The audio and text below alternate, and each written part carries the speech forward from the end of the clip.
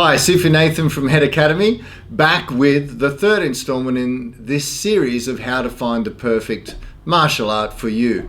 So far we've spoken about the style of self-defense that may be appropriate for the age group, your body type, the size, and those kinds of things. So you really need to understand what the physical self-defense you're looking for is and how it is appropriate for you or your child. We also have spoken about the different styles you need to do the research on to find those kind of things that you're looking for. And now, of course, it comes down to the school. So probably the second biggest mistake people make is choosing a school purely based upon convenience of location or cheapest price.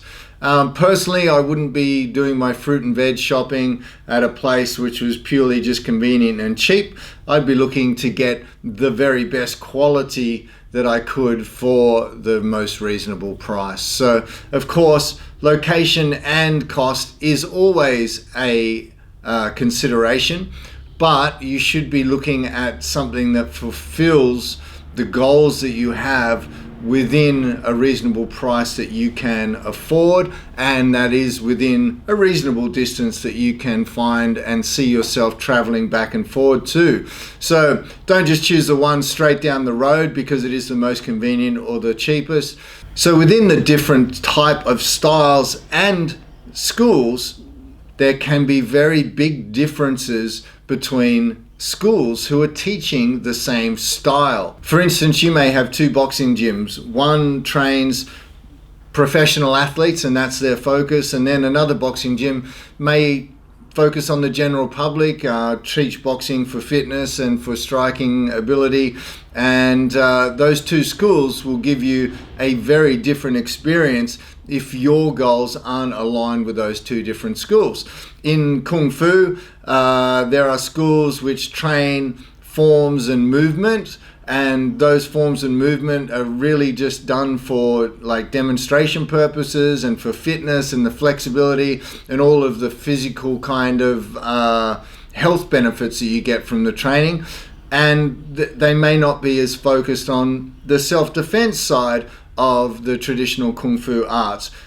Whereas our school, we train movements and these patterns of movement for pure self-defense. We get those other benefits that go with it as well, but our focus would be on the techniques that are in those movements actually being applicable for self-defense. So remember that even within the different styles, going to a different school will give you a different outcome or different training style based upon the philosophy and the mission statement of the school. So checking out a variety of schools is super important to align the philosophy and the teaching style of the school with the outcomes and the goals that you would like to see. Now, within the schools, there may be other things that you need to take into consideration when trialing a martial art. You would like to look at the relationship between the instructors and the students, of course. You want to look at the relationship between the instructors and the head instructor. And of course, you would like to see the atmosphere that's being created in the school and whether it's a conducive atmosphere to, again, provide the kinds of outcomes and the things that you would like to see for your child or for your martial arts experience. As well as these relationships between the instructors and the students, you want to look at the general atmosphere that's being created within the school.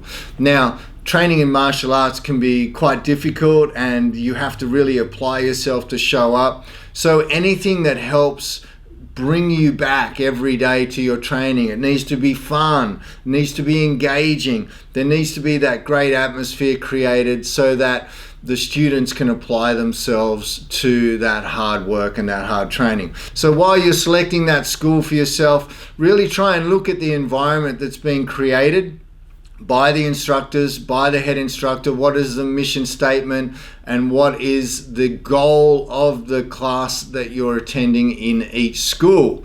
And are they delivering it? It's very easy for me to sit here on video and talk about the kinds of things that we want to deliver and tell you what we will deliver, but it's very different if it doesn't get delivered in each and every class every day.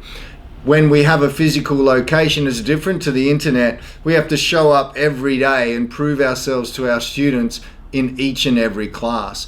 So when you're choosing a martial arts school, you really want to look at the people who show up with that positive attitude, create a great environment for their students, and allow you or your child to really blossom and grow into their martial arts experience.